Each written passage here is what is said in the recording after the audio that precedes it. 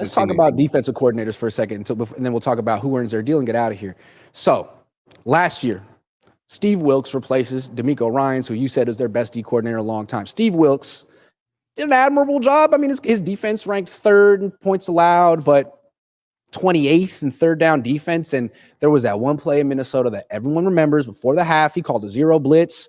He trusted Travarius Ward one-on-one against Jordan Addison. Ball hits Travarius Ward in the chest. Addison catches it, touchdown, and it seemed like Kyle never forgave Steve Wilks. Mentioned it on the broadcast, didn't like the play call. Then he started moving Steve Wilks around and fired him. Cut to this year.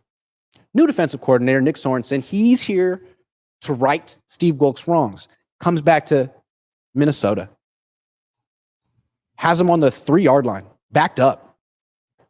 Puts George Odom on Justin Jefferson. Gives up a 97-yard touchdown. Is he on the hot seat?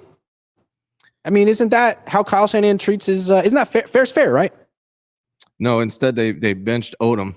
And I'm all for bringing Malik Mustafa in because I like the kid. I'm excited about him, and I'd rather go with him. But benching Odom because he couldn't stay with Jefferson.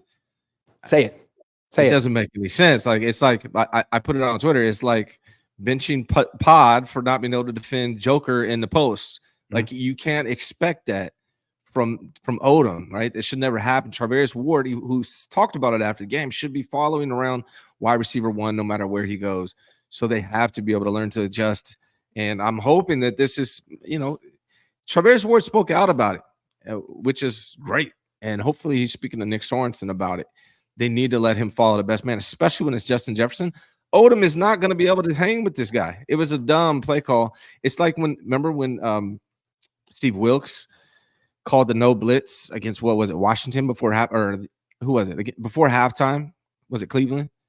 Gave up that touchdown before halftime, right? It's the same kind of like boneheaded defensive play call that makes no sense. And remember, Kyle said it was on me. I could have blew my whistle and I could have called timeout and changed the defense. Well, you should have done it there when you saw Justin Jefferson lined up with Odom. That was never going to work. I think it's interesting that now the Niners did a good job against the run against the Jets week 1, and then did just an awful job against the Vikings run game. I mean, Ty Chandler was running all over him. Sam Darnold was running all over him. And through 2 games, the Niners defense has given up 5 yards a carry. Last year, they gave up 4.3. Last year, they gave up 42.5% third down conversions. This year, it's 59. So it's early, but the areas where Steve Wilks was insufficient, run defense, third down defense, they're worse. And that's with Fred Warner playing like the best of his life. So just 2 games, but man, the heat was on Steve Wilks immediately. What about Nick? Why does he get a longer leash? Like this team has even more urgency to win the Super Bowl this year. I mean, I think when we started hearing about Steve Wilks was the bye week. That's when I heard from my guy that they're going to have a serious talk with Wilks during the bye week. So it's only been 2 weeks. We'll see what happens. And here's the thing. They're going to go play the Rams, who I thought were going to be good this year, but injury has beat the hell out of them. So they're going to be awful. And the 49ers are going to win, and everyone's going to forget about this last game. But the problem's not going to be solved until you play another team that's good, which is going to be a while from now. Don't forget that the Niners started 5-0 last year, and the issues with Steve Wilks started like only after they started losing. I mean, they lost 3 games in a row going into the bye week, and he was on the hot seat.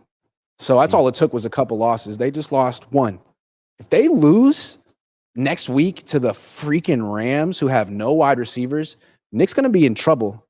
And it's like, oh, that won't happen, right? Well, he just gave up a game-losing field goal drive to Sam Darnold with no Jordan Addison or Justin Jefferson on the field. So anything can happen. Also gave up that 97-yarder. That was on him. You can't expect Odom to cover Justin Jefferson. That was a dumb play call. So look for Brandon Staley to step in at the bye week if this continues in this direction. But hopefully this is a non-issue. But that's the thing. That's what I'm saying is like they're gonna play the Rams with no Puka Nacua, no Cooper Kupp, and they're gonna think, okay, we got it fixed. But it's not fixed. You're playing the Rams, right? With no offensive line, 3 injured offensive linemen. They're gonna beat the Rams, and they're gonna think the problem's fixed. Then they're gonna play some tough teams. They're gonna play the Chiefs at some point. And then that's going to reset their mind. Like, right, I mean, the some of Cardinals are interesting. They can run the ball, and their quarterback can get out of the pocket. Yeah, the Cardinal man, Kyler Murray balled out this last week. Yeah, Yeah, he sure did. I mean, the Patriots and the Rams suck. So these next 2 games will be. Yeah, they should be able to bounce back. Absolutely. Ariel Alberto says he threw 25 plus Kittle 30 plus Juice versus Jets. Okay. Keith Murphy, the unbeaten, says what defenses are figuring out is half the league is running a version of the Shanahan offense. That's true. And so you have a team like the Vikings, man, they face this every day in practice. Like they have a plan for what to do. Yeah. Sam Darnold spoke about, I knew what they were going to do. He said, I knew what they were going to do. They did it to me all last year. Oh my goodness. Blazin' Han says Purdy is first in yards in the NFL while his pass catchers are dead last in separation. The Purdy hate is wild. This is a Kyle issue against man, in my opinion. Interesting. Look, eight of 8 for like 60-something yards at the end when they were in a prevent defense. So you got to take that part out of it. And yes, he's going to have a lot of yards because they're playing from behind. That's why he's passing so much. They're playing behind. That's not the goal. Now, I'm not saying Purdy's trash. That's not what I'm saying. I don't hate Brock Purdy, but I'm also going to speak to reality. And the reality is he had 3 turnover-worthy plays, and 5 out of his 6 sacks were his fault. Tony G says, can Bell step in for Debo? Also, I think Trent's play is part of the reason why BP and B are struggling. Purdy doesn't have the time for BA to get open. I would like to see Jacob Cowan get on the field. That's what I would like. I think he gives the Niners some speed and explosion they don't currently have. Dobbs for Mostert. Mostert's hurt, isn't he? No Hawkinson either, says Keith Murphy, the unbeaten. That's true. Mm-hmm. Tony Nagatani says, Debo being hurt stinks, but I think it's good for Kyle so we can learn how to call plays for other players besides Debo and CMC. Here. Xavier says, speaking of Sorensen, why did we have 2 safeties covering Jefferson on that long TV? Mooney Ward should have been on him all game with safety help. True. That was our point. I'm with you on that one, man.